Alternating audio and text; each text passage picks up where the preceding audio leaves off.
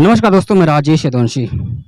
आप देख सकते हैं कि यह जो कि बृजभूषण सिंह का आवास है, अशोका मार्ग स्थित है और पूरी तरह से यहाँ बैरिकेडिंग कर दी गई है कि किसी प्रकार से अराजक तत्व से जो है इसके अंदर तोड़-फोड़ इत्यादि धरना प्रदर्शन के लिए पूरी तरह से पुलिस जो कि मुस्तैद कर दी गई है। आप देख सकते हैं कि जो पुलिस दिल्ली पुलिस के जवान है वो भी है, पैरामिलिट्री फोर्स लगी हुई है और पूरी तरह से पुलिस के कुछ और भी जो इंतजाम है वो कर दिए गए हैं कि किसी प्रकार की अनहोनी की घटना ना हो सके। आपको बता दूं कि पॉस्को एक्ट के तहत जिस प्रकार से बृजभूषण शरण सिंह पर आरोप लगाया गया है, यह लगभग 11 सालों से डब्ल्यूएफआई के अध्यक्ष है, अध्यक्ष पद पर काबिज है विषय है।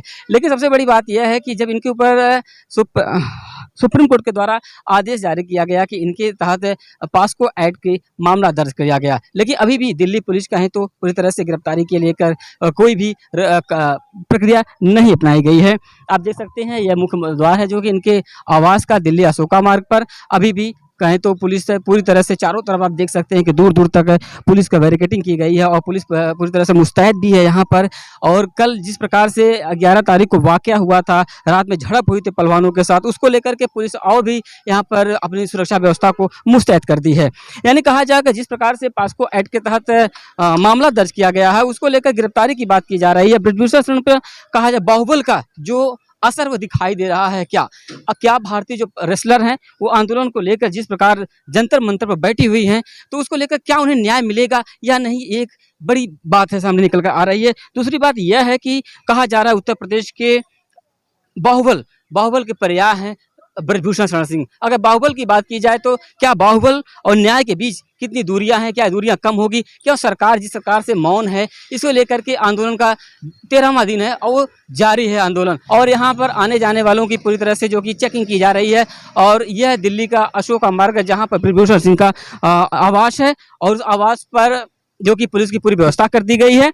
रही बात न्याय की, तो न्याय अब क्या न्याय इस तरह घुटता रहेगा, यह देखने वाली बात हो। क्या उन बच्चियों को जो भारत के रेसलर हैं, जो भारतीय झंडे को विदेशों में फहराती हैं और वह झंडा जो हमारे शान होता है, जब रेसलर जीत कर आते हैं तो हमारे मेडल लेके आते हैं तो लोग बड़े जो कि गौरवान्वित होते हैं, लेकिन आज वही हमारी रेसलर जो कि अपने न्याय के लिए यौन उत्पीड़न जैसे मामलों को लेकर की पूरी गंभीर मामला है, कोई छोटी बात नहीं है, यह उनकी खुद की लड़ाई नहीं है। अगर यह मामला सिद्ध होता है कि बृजभूषण सिंह यौन उत्पीड़न में लिप्त हैं तो एक बहुत बड़ी बात सामने निकल के आएगी। अब ऐसा कोई नेता मंत्री नहीं होगा जो किसी भी महिला, किसी भी रेसलर, किसी भी भारतीय नारी का वह शोषण कर सके।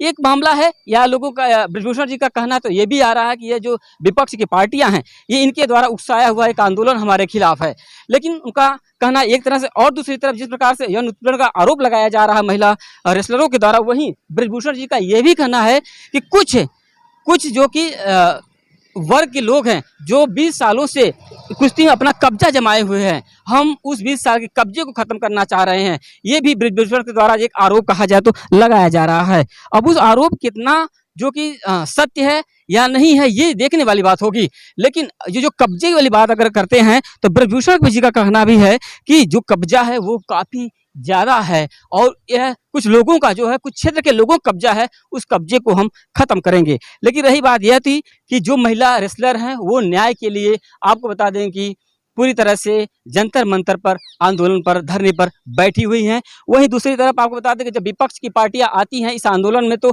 कहा जाता है कि यह राजनीतिक प्रक्रिया है, राजनीतिक रोटी सेकने की बात की जाती है विपक्ष के द्वारा। लेकिन रही बात ये कि अगर जब भी देश में आंदोलन कोई भी हुआ हो, किसी पार्टी व्यक्ति के खिलाफ आंदोलन हुआ है तो वह व्यक्ति वहां उपस्थित होकर उस आंदोलन को खत्म करने की क़यादत नहीं किया है।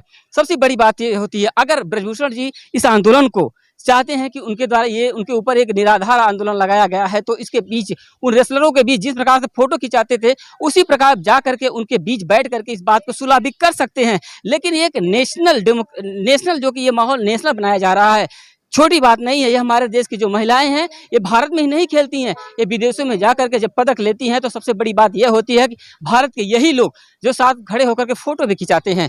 लेकिन आपको बता दें कि आज कुछ हुआ होगा जिसके कारण आज हमारे सुप्रीम कोर्ट वो भी आदेश दिया है कि पॉस्को एक्ट के तहत जो कि मामला दर्ज किया गया है बृजभूषण शरण सिंह को। अब देखना यह होगा कि जंतर मंतर का यह 13वां दिन है, अभी यह गिनती जो कि दिनों में हो रही है, कहीं ऐसा ना हो कि यह आंदोलन महीनों में गिनती हो जाए जिस प्रकार से देश में और भी आंदोलन हुए हैं। अब देखना यह होगा कि क्या इन भारतीय रेसलरों को न्याय मिलता है या कितना जो कि बेबुनियाद आरोप लगाया है ब्रिजभूषण शरण सिंह पर, यह देखने वाली बात है। कृपया देखते रहिए हमारे चैनल भारत मंच। मैं राजेश यदुवंशी, उत्तर प्रदेश, जौनपुर। मैं बेटियों को एक बात कहता हूं, बेटियों ध्यान से सुनो। जो खिलाड़ी बेटियां जहां बैठी है उनकी आंख में आंसू नहीं आना चाहिए, आंसू नहीं आना चाहिए। उनमें शक्ति है।